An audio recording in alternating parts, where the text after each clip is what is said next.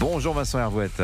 Bonjour Dimitri, bonjour à tous. Vincent, l'escalade dans le détroit d'Ormuz. Les Américains ont forcé le blocus iranien en escortant 2 pétroliers. Hier, ils ont collé des vedettes iraniennes, ce que Donald Trump appelle la flotte moustique. Je ne sais pas si vous avez vu. Oui. Mais l'Iran a répliqué en bombardant Fujairah, un grand site pétrolier des Émirats arabes unis. Est-ce que le cessez-le-feu a cessé? A-t-il fait long feu? Il tient depuis un mois. Qui l'aurait cru? Il faudrait comprendre ce miracle pour savoir s'il va continuer. Il était prévu pour 2 semaines, le temps de négocier. Le tête-à-tête à Islamabad a tourné court après une journée de dialogue de sourds. Il n'y a même pas eu de deuxième round. Chacun est rentré chez soi. L'ultimatum a expiré, mais les conciliabules continuent via les Pakistanais.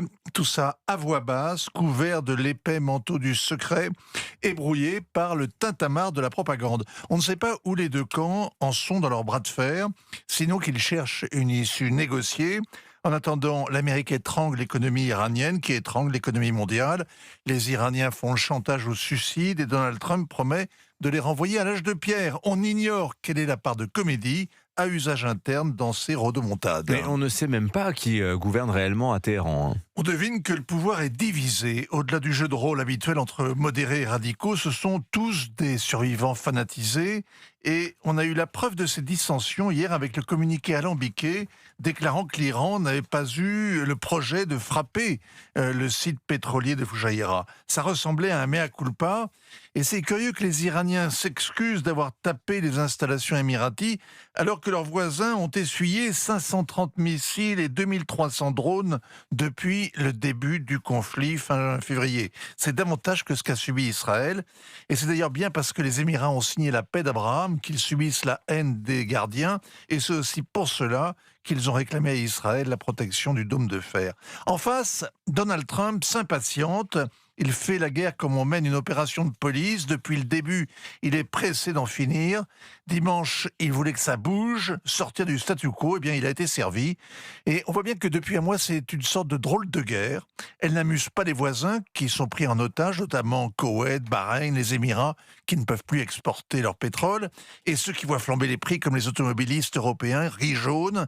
La guerre n'est pas si drôle, mais l'embrasement général serait pire. Alors, est-ce qu'elle peut durer, cette guerre?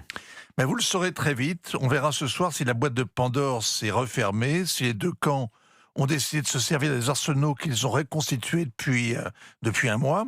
Soit les raids aériens américains reprennent et s'étendent, c'est ce qu'annonce CNN, et on retournera au mois de mars. 45 jours de bombardement n'ayant pas suffi à briser le dos d'un régime bunkérisé, préparé depuis des décennies à la guerre asymétrique. On voit mal ce que ça changera. Les Iraniens n'ont pas vidé leurs arsenaux. Ils recommenceront donc à tirer en représailles des missiles et des drones sur leurs voisins, leurs alliés et aussi les navires de commerce. Selon des sources du renseignement américain, plus de la moitié de ces lanceurs seraient intacts. Qui sait, c'est même peut-être vrai, mais on n'en sait rien. L'engrenage est toujours possible, mais quand même, on peine à croire à cet apocalypse, car ce qui a changé fondamentalement, c'est que le régime iranien ne joue plus sa survie. Donald Trump est prêt au compromis, sur le nucléaire d'ailleurs, comme sur la circulation dans le détroit d'Ormuz. Signature Europe 1, Vincent Hervouette. Merci beaucoup Vincent.